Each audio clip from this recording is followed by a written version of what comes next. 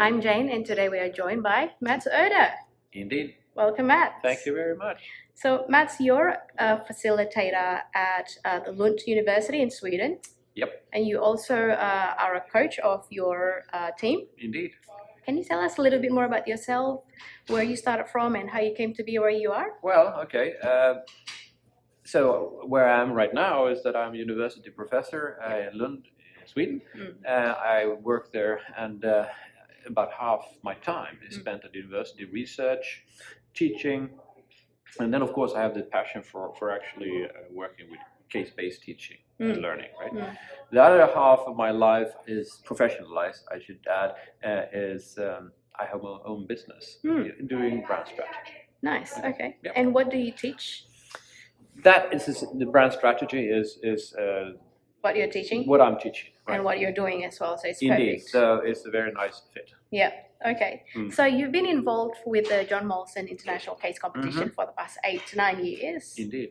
What do you think of how it has evolved over the last decade? I mean, the competition has evolved, but I think I have evolved, and the way we work has evolved greatly. And I think that's one of the great things about taking part in this kind of international competition, because I mean, what we do in school is we have different courses, we learn frameworks, models, we have discussions and concepts and this and that. However, in a case competition, you have to pull it all together, and you have to make it work, and you have to explain how it's going to work and why this is the best strategy ever.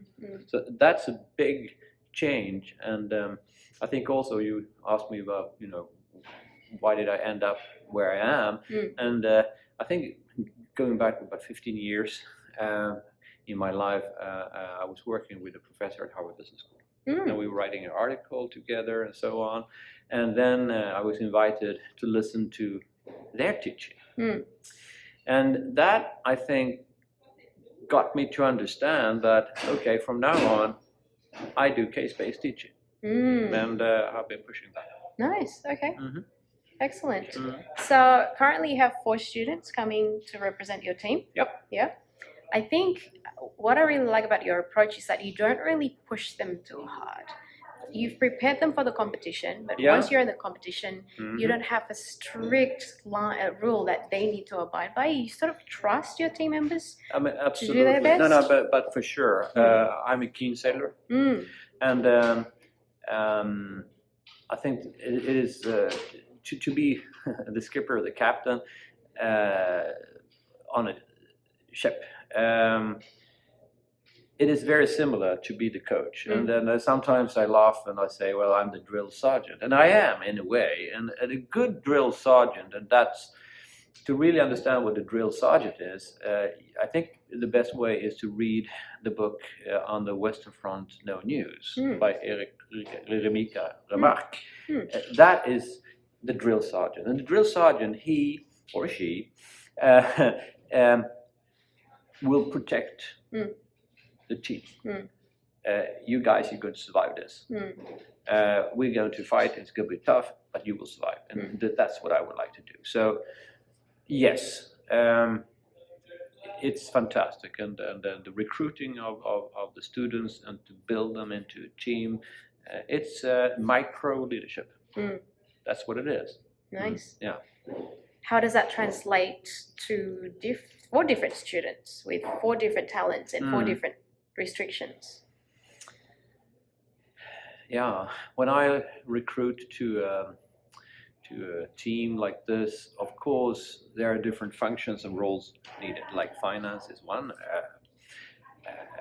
strategy is another, marketing, branding is a fourth, and then I think you have one position I call general management. Somebody can do pretty much anything. Yeah. So that's basic. But then to put 4 people together into a team, I would say that I like to build a brand or team personality. So it's like 4 people coming together, forming a personality. So they come through like almost like one person. Yeah, the 4 of them combined together. Yeah. And I spend a lot of time trying to think in these terms. Yeah. So which filter do you use to recruit first, the positions or the personalities? Well, I mean, obviously, if we have let's say 30 or 40 students that have found this initial training working with cases, if you have like 40 of them, then you say, okay, well, first of all, we need somebody from finance, and then typically there are other few. So that's one, and then you have other people, and they kind of stand out. Why and how people stand out, we do not know. We do not know, but they do. They do. The same thing in class. You have 60 students, and you meet them, and after 2 or 3 classes, you can say, okay, there are 5 or 6 here that stand out. And how do you recognize that? Well, difficult to say, but that's the way it goes. And so, however, your question makes me, of course, think, and when there are some things that I would say would disqualify a person completely, and that is if you're not a nice, honest person that shares and act among other people in a proper way, so to speak. Then they're not in the team. Basically, that is it's like a no-go. It's a complete no-go, because when you are forced into a team like this under pressure, it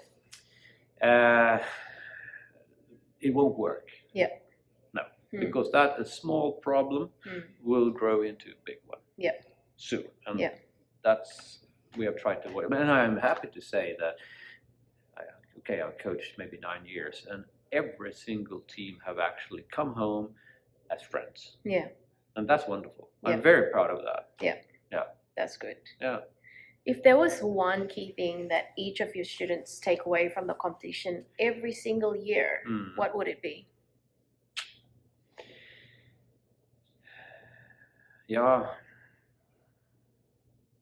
I mean, obviously, for quite a few of them, it's probably the first time they have worked so closely under such intensity to perform under pressure and still, deliver at a high result.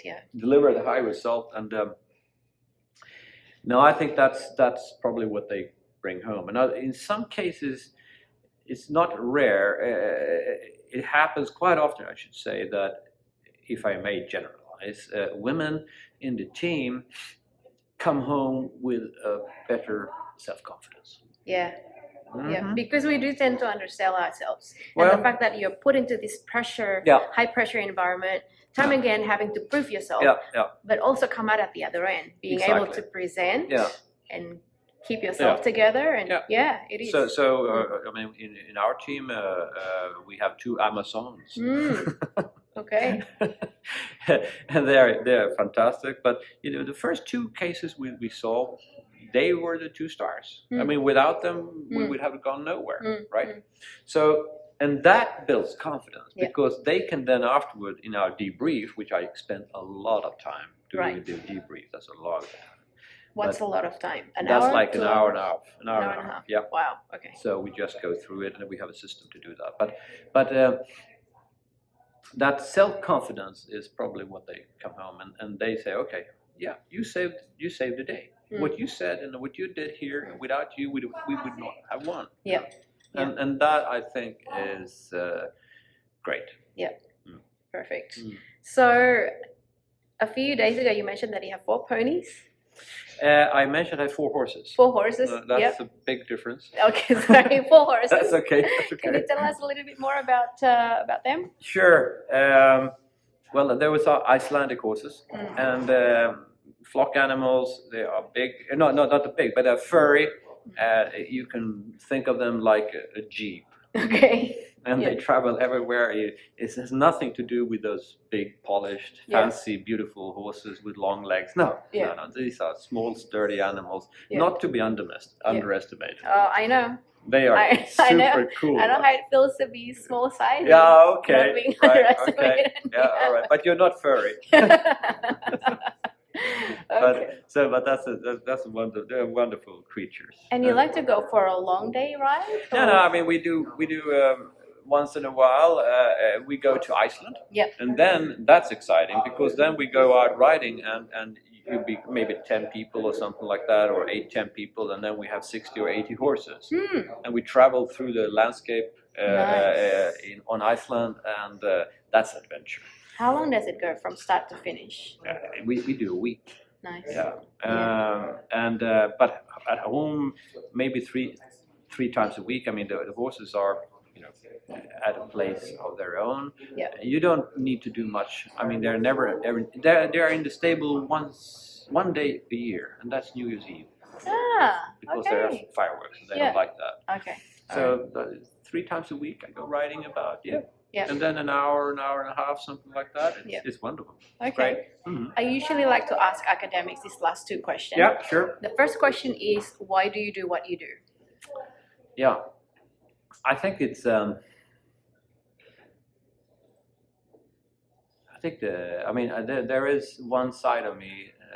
I think of myself like a university man, and I love the idea of a university, which actually is about knowledge. It's about learning. It's about sharing. It's an ideal. I didn't say I loved university, the institution or the administration. I didn't say that, but the ideal I do love. And then, of course, to dive into a topic, a subject, an area, and learn more about it, that's wonderful. And the way I do it is that I also practice it. So I don't think I would have been 100% at university. That would not have made me happy. To be 100% a consultant would maybe not have been my life, but the combination is nice. Yeah. And I need that. Yeah. So. That's great. If that's... Back home in Sydney, we have also a facilitator called Patrick Sherry, and the same thing. So he teaches strategy, but he also is a strategy consultant. Exactly. And the two married together. And one week he invited all of the CEOs that he was consulting for to present their business case, and we were to present recommendations. And that was a really fun day. That sounds like a fantastic idea. Yeah. And so the second question is, what do you want to be remembered for? As an academic or as a person? Both. Okay. I guess most academics are person. Fair enough. Yeah, that's a good one. As a person, I guess. Yeah. Taking the academic lens away, as a person, what would you like to be remembered for? Now, that's a big question. Well, I think if you live your life, fly straight and be fair, and be. I mean, there is actually a beautiful poem, or maybe not a poem, but from a book. Okay. This is not an answer to your question, but it is something to think about when you ask the question, all right? So this is the way it goes. It's from the book Dr. Glass. And it's a small passage, and it says like this, okay, so one wants to be loved. Lacking that, one wants to be respected. Lacking that, one wants to be feared or hated. The soul seeks contact at any price and shivers for emptiness. That, I think, is a really, you take human life and what we are trying to achieve. Of course, I would like to be loved. Yes, sure. So, wife and family and so on, and maybe horses and so on, and then admired. Yes, as an academic, that'd be nice to be admired, feared and hated.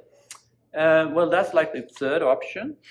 if the two first ones do not work out, if you think about it and look around what happens in the world and how people act, it's actually quite a few that goes for the third option because the first two didn't work out. Right? So, I think that's something to reflect upon.